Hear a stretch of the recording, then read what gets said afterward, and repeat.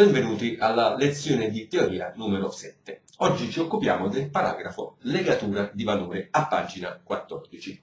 Bene, la legatura di valore è un altro simbolo che serve a ottenere figure del valore non presente sulla tabella delle figure, appunto dei figure e valori.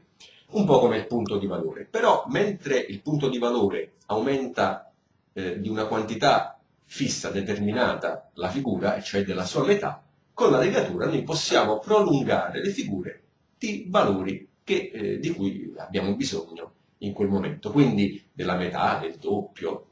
Due figure, vengono sommati i valori delle due figure. Osserviamo l'esempio sul pentagramma. Ecco, in questo caso abbiamo battuta di 4 quarti, due minime, quindi la prima minima si suona, la seconda no, perché il suo valore viene assorbito dalla prima.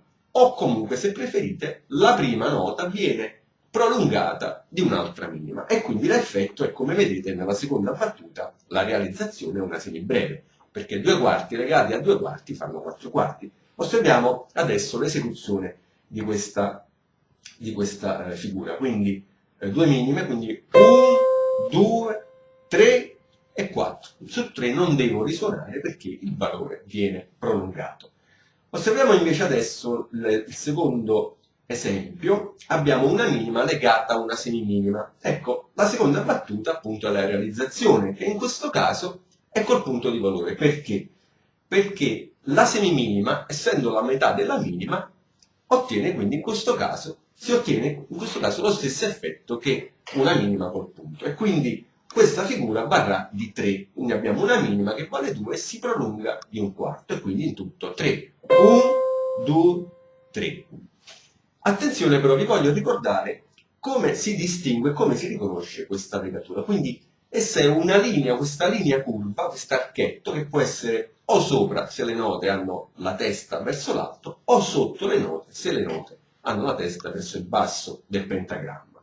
Però possono essere soltanto 2 note sotto questa linea, quindi una legatura di valore può legare soltanto un'altra figura alla precedente, ma non solo, c'è una cosa determinante: deve essere la stessa nota sul pentagramma, cioè della stessa altezza. Osservate, Do al terzo spazio legato a un altro Do del terzo spazio. Se fosse un Do differente sul pentagramma di un'altra altezza non sarebbe la stessa nota, è proprio la stessa nota, quindi lo stesso suono della stessa altezza. Vediamo anche altri valori, come osserviamo dagli esempi successivi. Ecco, per esempio, a quest'altro 4 quarti, una minima viene legata a una croma, quindi si prolunga di una suddivisione. Osserviamo contando. Noi abbiamo, contando in questo caso con le crome ci conviene perché abbiamo le crome, quindi dobbiamo dividere le sillabe in 2, quindi 1, 2, 3 e 4.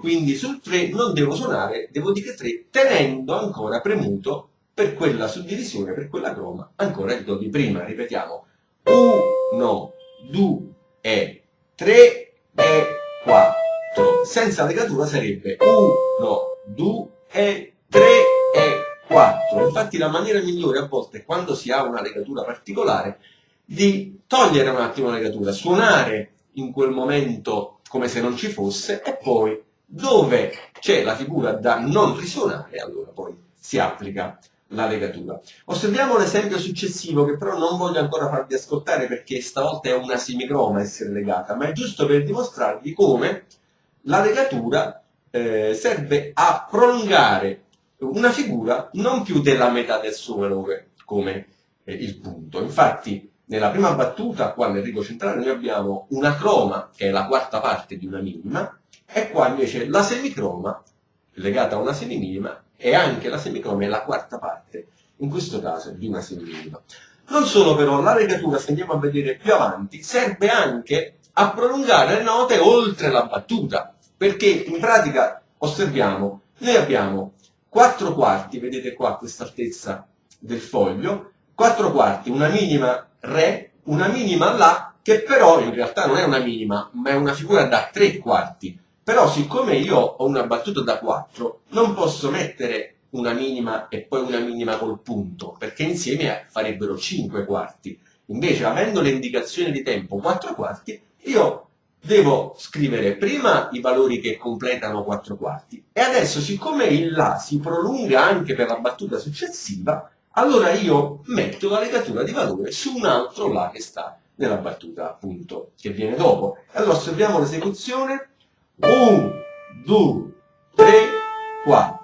1, 2, 3, 4. E quindi io sull'1 della battuta successiva non suono. Ecco, così anche nell'esempio dopo con le crome, anche qua abbiamo un Re a cavallo di 2 battute. Quindi in realtà questo Re sarebbe una minima da 2 quarti. Potendo scriverla io avrei scritto una minima, ma siccome nella completezza della somma, nella somma dei valori già ho raggiunto i 4 quarti, e quindi non posso segnare una minima sull'ultimo Re che vi sto indicando, ma una semiminima però che si prolunga di un'altra semiminima. E quindi io avrò 1, 2, 3 e 4, 1, 2, 3 e 4. E quindi serve soprattutto per prolungare i valori anche oltre la fine di una misura. E allora osserviamo adesso il numero 5, che è un esercizio molto molto interessante sul quale dovrete aguzzare la vista, a volte come si trova anche su alcune riviste di giochi enigmistici. Bene, allora noi abbiamo 12 misure, tra queste 12 misure ce ne sono alcune, non sono tutte, vi dico solo che non sono tutte, ma non vi dico quante ne sono.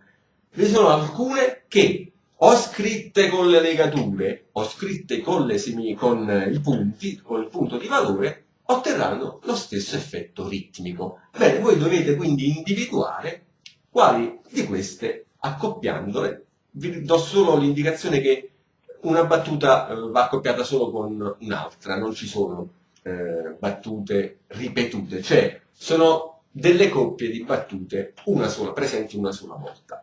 Naturalmente il mio invito è a risolvere da soli questo enigma, però come al solito alla fine del libro abbiamo la soluzione.